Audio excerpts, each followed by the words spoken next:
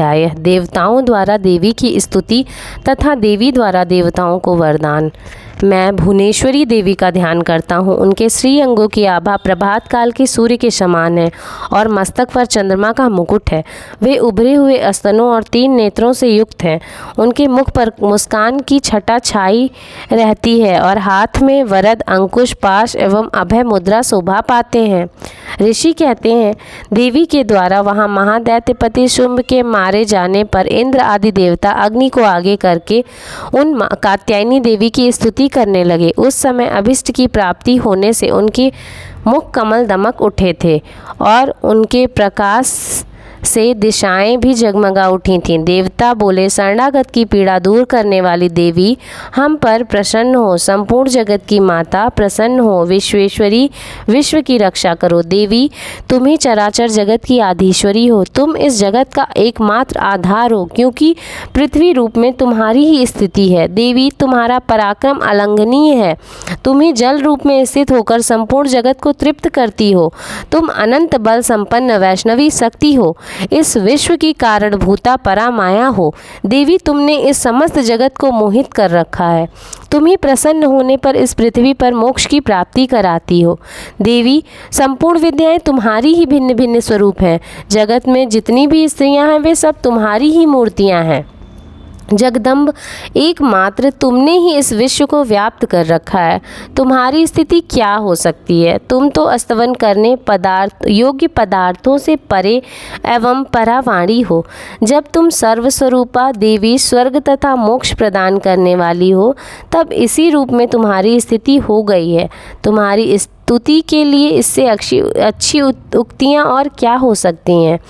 बुद्धि रूप में सब लोगों के हृदय में विराजमान रहने वाली तथा स्वर्ग एवं मोक्ष प्रदान करने वाली नारायणी देवी, तुम्हें नमस्कार है। कला, काष्ठा आदि के स्वरूप में क्रमशः परिणाम की ओर ले जाने वाली तथा विश्व का उपसंहार करने में समर्थ नारायणी, तुम्हें नमस्कार है। नारायणी, तुम सब प्रकार का मंगल प्रदान करने वाली हो। कल्याणदायिनी शिवा हो। सब पुरुषार्थों को सिद्ध करने वाली शरणागत वत्सला, 3 नेत्रों वाली एवं गौरी हो। तुम्हें नमस्कार है।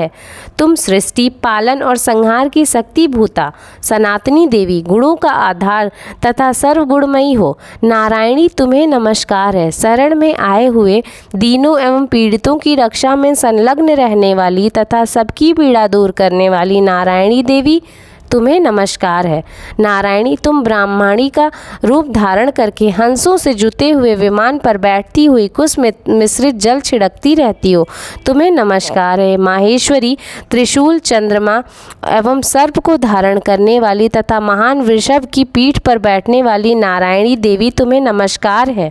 मोरों और मुर्गों से घिरे रहने वाली तथा महाशक्ति धारण करने वाली कौमारी रूप धारिणी निष्पापे नारायणी, तुम्हें नमस्कार है। शंख, चक्र, गदा और शंख धनुष रूप उत्तम आयुधों को धारण करने वाली वैष्णवी शक्ति रूपा नारायणी, तुम प्रसन्न हो। तुम्हें नमस्कार है।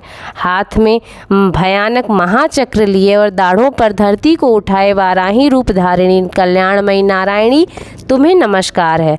भयंकर नृसिंह रूप से दैत्यों के वध के लिए उद्योग करने वाली तथा त्रिभुवन की रक्षा में संलग्न रहने वाली नारायणी, तुम्हें नमस्कार है।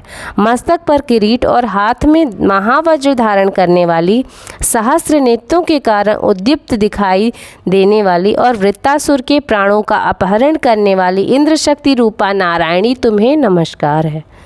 शिवदूती रूप में दैत्यों की महती सेना का संहार करने वाली, भयंकर रूप धारण तथा विकट गर्जना करने वाली नारायणी, तुम्हें नमस्कार है।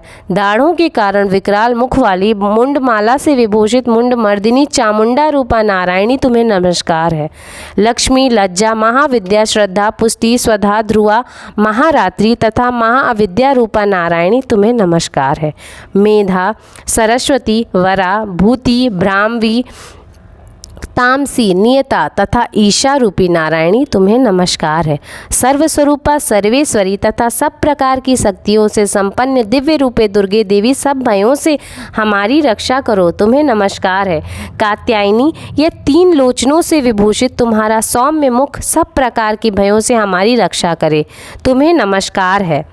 भद्रकाली ज्वालाओं के कारण विकराल प्रतीत होने वाली अत्यंत भयंकर और समस्त असुरों का संहार करने वाला तुम्हारा त्रिशूल भय से हमें बचाए। तुम्हें नमस्कार है देवी, जो अपनी ध्वनि से संपूर्ण जगत को व्याप्त करके दैत्यों के तेज को नष्ट किए देता है।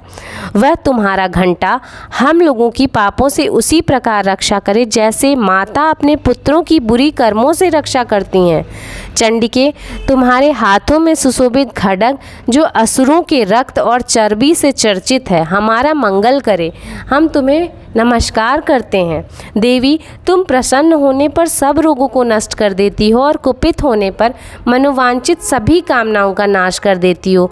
जो लोग तुम्हारी शरण में जा चुके हैं उन पर विपत्ति तो आती ही नहीं है। तुम्हारी शरण में गए हुए मनुष्य दूसरों को शरण में देने वाले हो जाते हैं। देवी अंबिके, तुमने अपने स्वरूप को अनेक भागों में विभक्त करके नाना प्रकार के रूपों से जो इस समय इस धर्मद्रोही महादैत्यों का संहार किया, वह सब दूसरी कौन कर सकती थी।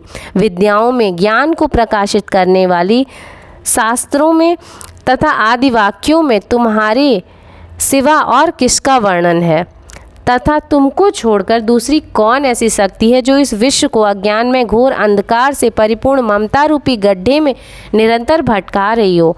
जहाँ राक्षस हों, जहाँ भयंकर विष वाले सर्प हों, जहाँ शत्रु हों, जहाँ लुटेरों की सेना हो, जहाँ दावानल हो, वहाँ तथा समुद्र के बीच में भी रहकर साथ रहकर तुम विश्व की रक्षा करती हो। विश्वेश्वरी, तुम विश्व का पालन करती हो, विश्वरूपा हो, इसलिए संपूर्ण विश्व को धारण करती हो। तुम भगवान विश्वनाथ की भी वंदनीय हो।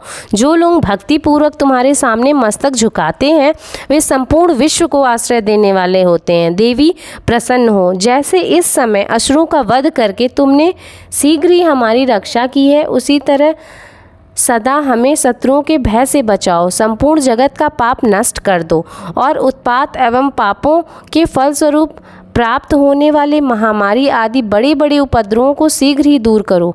विश्व की पीड़ा दूर करने वाली देवी, हम तुम्हारे चरणों पर पड़े हैं।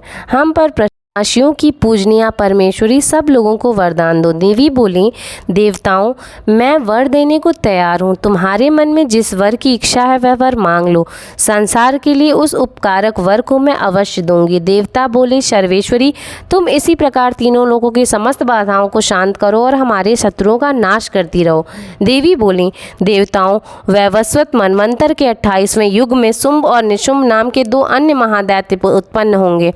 तब मैं नंदगोप के घर में उनकी पत्नी यशोदा के गर्भ से अवतीर्ण हो विंध्याचल में जाकर रहूंगी और उक्त दोनों असुरों का नाश करूंगी। फिर अत्यंत भयंकर रूप में पृथ्वी पर अवतार ले मैं वैप्रचित नामक दानवों का वध करूंगी।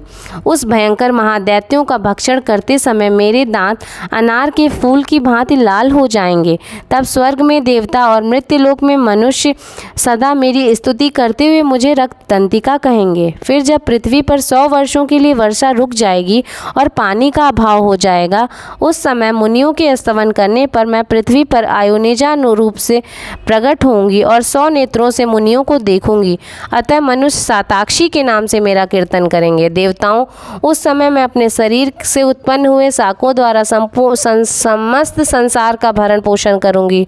जब तक वर्षा नहीं होगी तब तक वे शाक ही सबके प्राणों की रक्षा करेंगे। ऐसा करने के कारण पृथ्वी पर शाकांबरी के नाम से तुम्हारी ख्याति होगी। उसी अवतार में मैं दुर्गम नामक महादैत्य का भी वध करूंगी। इससे मेरा नाम दुर्गा देवी के रूप में प्रसिद्ध होगा। फिर मैं जब भीम रूप धारण करके मुनियों की रक्षा के लिए हिमालय पर रहने वाले राक्षसों का भक्षण करूंगी, उस समय सब मुनि भक्ति से नतमस्तक होकर मेरी स्तुति करेंगे। तब मेरा नाम भीमा देवी के नाम से विख्यात होगा। जब अरु नामक दैत्य तीनों लोगों में भारी उपद्रव मचाएगा, तब मैं तीनों लोगों का हित चाहने के लिए 6 पैरों वाले असंख्य भ्रमरों का रूप धारण करके उन महादैत्य का वध करूंगी। उस समय सब लोग भ्रामरी के नाम से चारों ओर मेरी स्तुति करेंगे। इस प्रकार जब जब संसार में दानवी बाधा उपस्थित होगी तब तब मैं अवतार ले शत्रुओं का संहार करूंगी। इस प्रकार श्री मार्कांडेय पुराण में सार्वणिक मनवंतर की कथा के अंतर्गत देवी महात्म्य देवी स्तुति नामक 11वां अध्याय पूरा हुआ।